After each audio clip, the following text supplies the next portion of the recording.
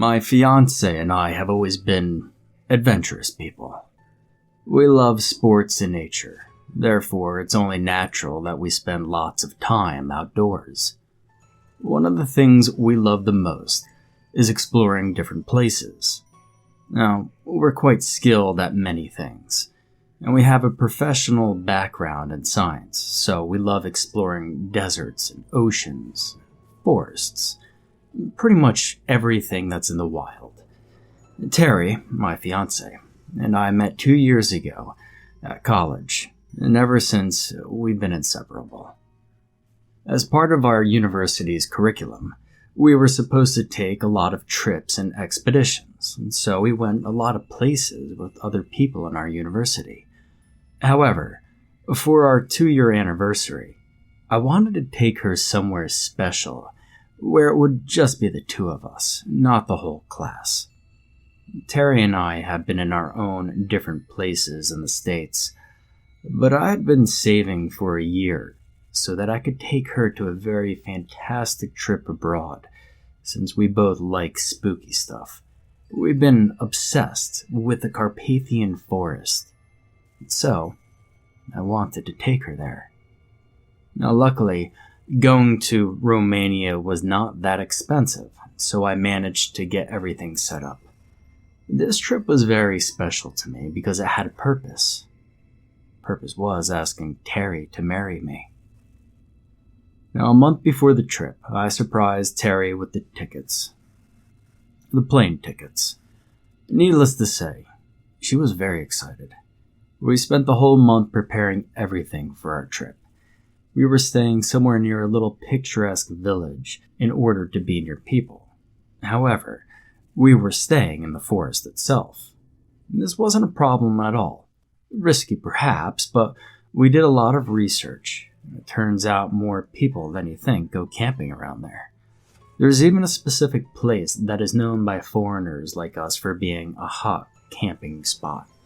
And according to reviews online, well, they said it was safe. And so the day finally arrived, and it was an amusing experience. You see, I don't think we've ever traveled that far. And after many hours of traveling by plane and then train and then car, we finally got to our destination. I must admit that the camping spot wasn't as good as it seemed online. It was very basic, and there were only a few people aside from us. But, well, I guess we can't complain. It was October, and it wasn't the hottest month to be traveling. There were literally only 2 other groups camping aside from us. There's a large group of Russian kids. There's 5 of them to be exact. There was another couple, and then there was a guy who was supposed to be the security guy of the camping site. During our first day, we were very tired, and by the time we got to the camping site, it was already afternoon, so all we did was eat and then sleep. By the time we woke up on the second day, the other couple had left the camping site, so it was just even fewer people. Now, Teri and I had planned to go to the local village for some supplies and to visit, but before that, we decided to have a chat with the person in charge of the camping site. His name was Matteo. He was a young dude. In fact, he looked even younger than Teri and I. We're both 23. We wanted to ask him a lot of questions and advice about the place, but he seemed too busy looking at girls on Instagram, so there wasn't anything that came out of his mouth that was of much help. The only thing that he gave us was his number in case of an emergency, which, well, I guess was nice enough. Luckily, Teri and I had done some digging online, and so we've been pretty good with maps. We even knew people who had gone there before and claimed it was safe, so we really didn't have any worries. Now, for some people, it can be very intimidating to walk around a giant forest with no one to guide them, but we've done this 100 times before, and we knew as long as we stuck to the map and listened to our instructions, everything would be fine. That same day, and the next 2 days, we did some exploring in the forest. On our fourth day, we went to visit Blain's castle, which was a magical experience since we always have wanted to visit it. And even more magical is that while we were there, I asked Teri to marry me. She said yes. Everything was great. We were so excited, and the following day we went back to camp. To our surprise, the group of Russian kids was still there, still being loud, but you know what? They seemed pretty fun. After settling for a couple of hours, one of the Russian guys came to speak to Teri and I. He was quite nice, but his English was kind of broken, so we had to pay attention to what he was trying to say. We exchanged information. We told him our purpose for the trip, and he told us his. He and his friends had just finished school, apparently, and were simply looking for a destination away from home where they could go wild and crazy. As the conversation progressed, he let us know that tomorrow they were going to throw a party somewhere near and invited us. We thought it was a cool idea and asked him where would this party be held. He then told us they were going to throw a party at a cave that they had just recently found. We asked him if the cave was safe, and he claimed it was, because they had just explored it today and everything seemed to be in order. He was saying that the cave was very big and beautiful, and it even had an underground mini lake. Teri and I were very interested, since we haven't seen many underground lakes before, but we're slightly worried because we haven't heard about a cave nearby, and something we always did was stay away from unknown places. We grabbed our map and asked this dude, Andre, to show us where the cave was. He looked at our map for less than a minute and then shook his head and said, "No, this not it." He then grabbed the map out of one of his many pockets and laid it on the table. "This is the real map you need," he said. And on the table, he showed us a giant, old-looking map. This map looked similar to the map that we had, but was way more detailed. This dude's map had every single detail, including the cave. We were fascinated by such a map, and we asked him where he had got it from. He said that the granddad of one of his friends, who was Romanian, had the map. We noticed that the cave had a giant X marked, and there was something written underneath in another language. We asked him what it said, and he laughed and said that it meant to stay away. Of course, I immediately asked him, "Stay away? From what?" He then laughed some more and said, "Don't worry about it. My friend's granddad was a bit paranoid, but that means nothing. We checked the place already. Very safe and cool." Teri was kind of excited, but I was slightly worried.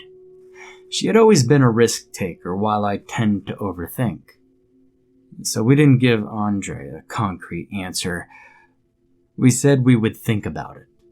And he told us that they were heading to the cave around 9:30 in the morning, and that it would be a 2-hour walk. He grabbed the map back, but gave us a copy and told us to think about it. Now that whole night, Teri insisted, but I don't know, I was still hesitant. But eventually the morning came and we still didn't have a decision, and so we didn't go with them. We decided to explore a little bit on our own, but I could tell Teri was bothered. And since it was the day of our anniversary, I did want to do something cool. And since what she wanted was to go see the cave, then, well, that's what we did. And so we followed the map, but the way we had to go was unknown to us. According to the map, we needed to find somewhere where we could see a little pond, and then in front of it, we would find the cave. The whole walk took us 3 hours, but then we finally saw the pond and the cave. We decided to enter, and at first glance, there were no signs of the Russian guys, but Andre had previously told us that the cave was very large, and so we didn't think it was a big deal. Teri and I walked around excitedly. and as we walked around deeper, the sun coming from the cave's entrance was disappearing. The good thing was that we were prepared and we had flashlights. After walking around for 4 minutes or so, we got to a point where there were 2 different paths. One of them was in front of us, and the other one was towards the side. We really hadn't been told where to go. I wanted to peep through each one first while Teri stayed at the same spot, but she wouldn't let me. She insisted for us to go together and choose one of the paths. I wanted to take the path in front of us, but as you can imagine, she didn't. And so I ended up doing what my dear fiancé wanted. With one hand, we held our hands, and with the other one, we held the flashlights. And all of a sudden, we heard a noise. It sounded like someone crying. At this point, we looked at each other very confused, and I could tell Teri was scared. "Hello?" I said aloud, but instead of an answer, we kept hearing this person's sobs. "Hello, is anyone here?" asked Teri. This time, we were lucky to have an answer. "JD? Teri? Is that you? Is that really you?" And at first, our faces turned pale as we heard sobbing in his shaky voice. But then we figured whose voice it was. It was Andre's. Teri and I pointed our flashlights everywhere, and we eventually found him crouching on the floor, covering his face. Teri pointed at him with the flashlight as I approached him, and when I touched his shoulder, he looked as if he were having a panic attack. I tried to calm him down by speaking softly and telling him that everything was okay. He then raised his head to look at me, and I noticed his face was covered in sweat and tears. There was even snot running out of his nose. He looked terrible. I asked what had happened to him, and he proceeded to grab my shoulders and said that we needed to help him and that we need to get out of there. I tried to calm him down and ask him for explanations because it just didn't make any sense. Plus, his broken English didn't help at all.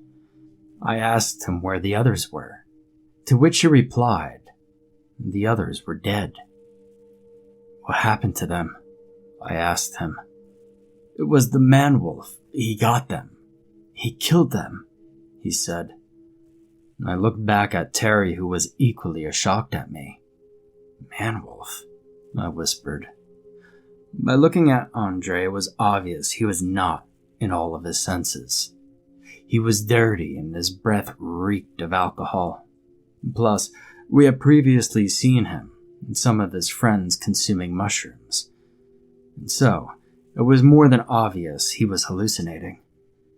I felt bad that he was so vulnerable and afraid, but I felt good that we were not in danger.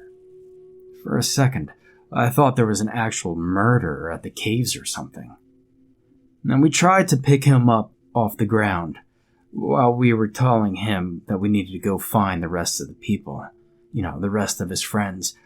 But he kept sobbing and saying that they were all dead because of the man-wolf. I have to admit for a second, Teri and I,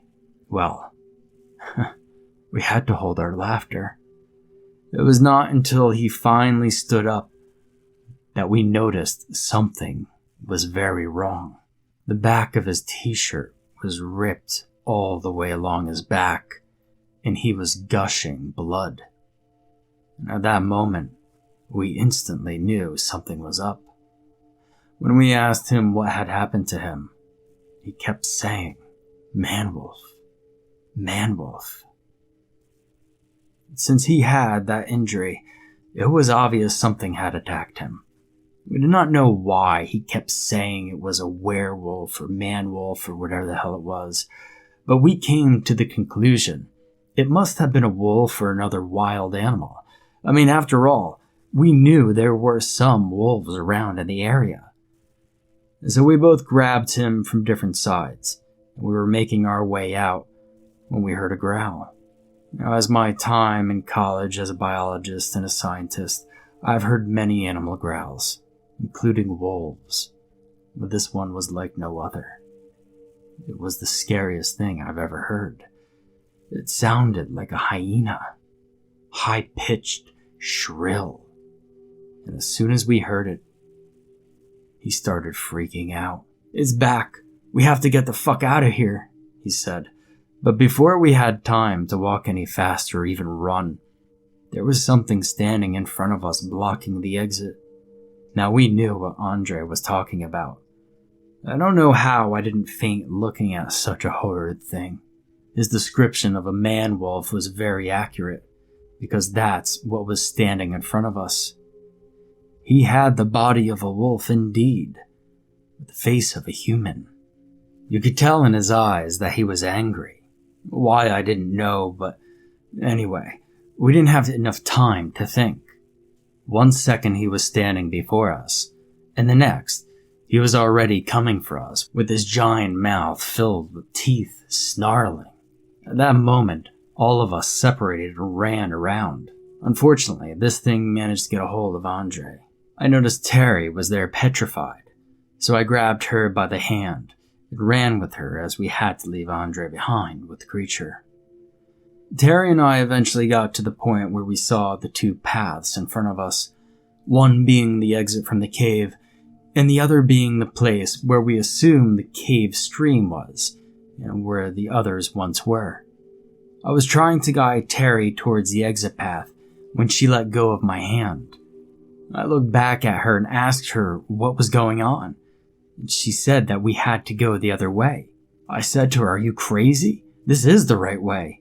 But she insisted we need to go the other way to see if we could help any of the other guys.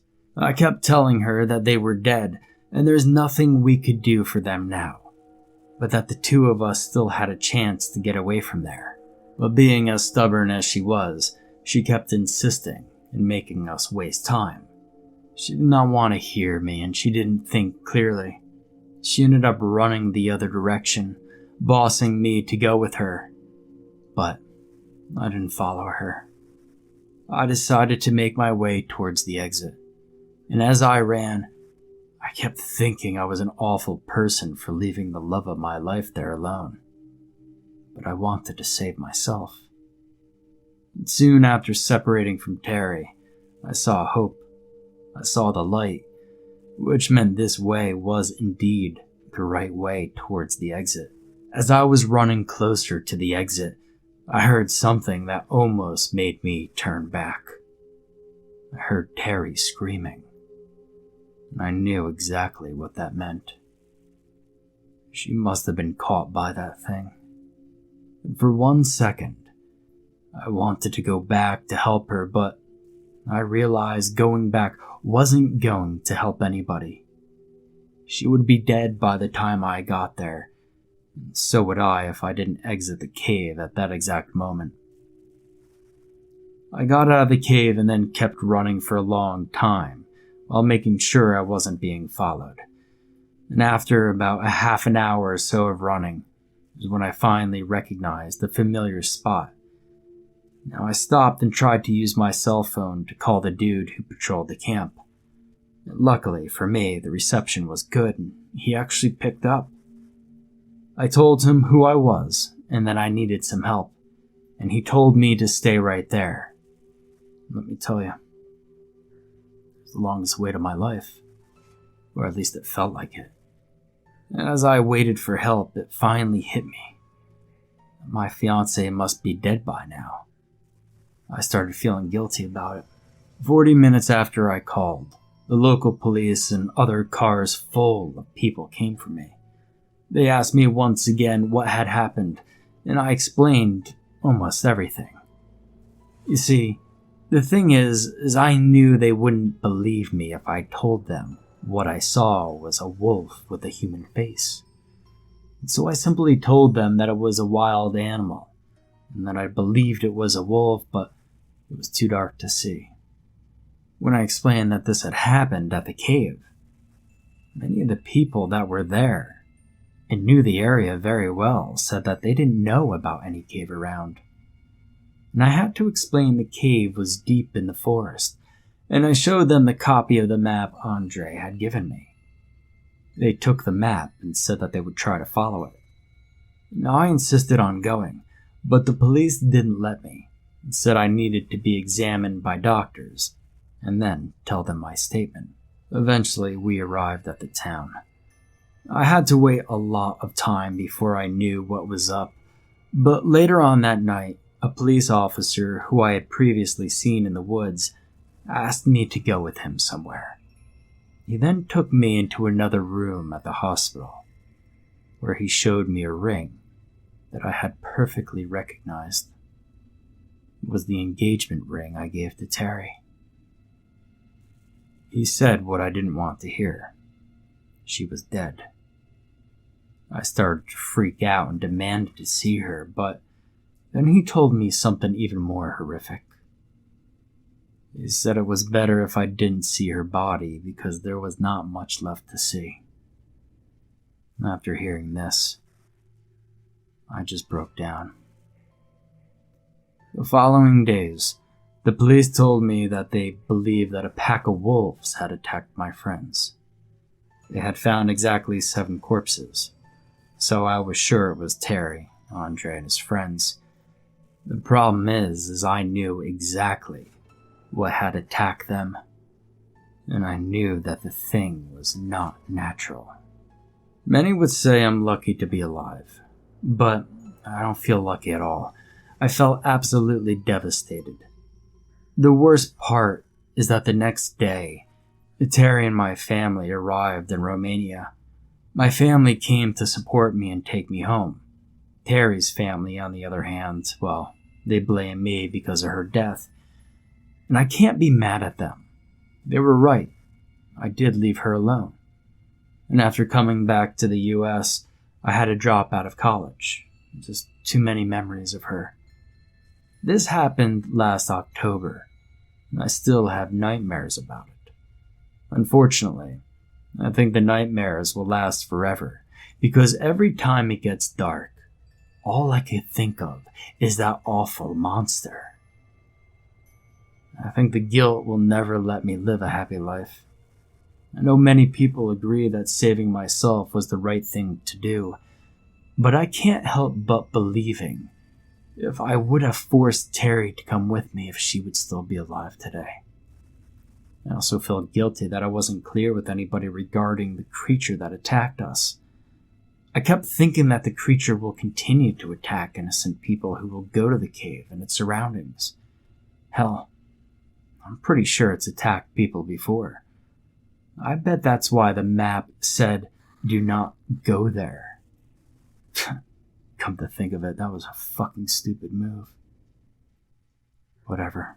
You know, sometimes I think, if I would have told people what I really saw, would they have done a bigger effort to find him?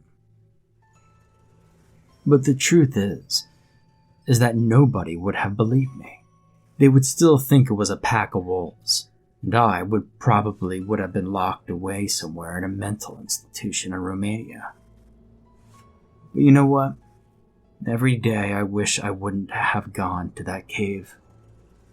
I had a bad feeling about it. If only I would have listened to my gut, maybe the love of my life would still be alive.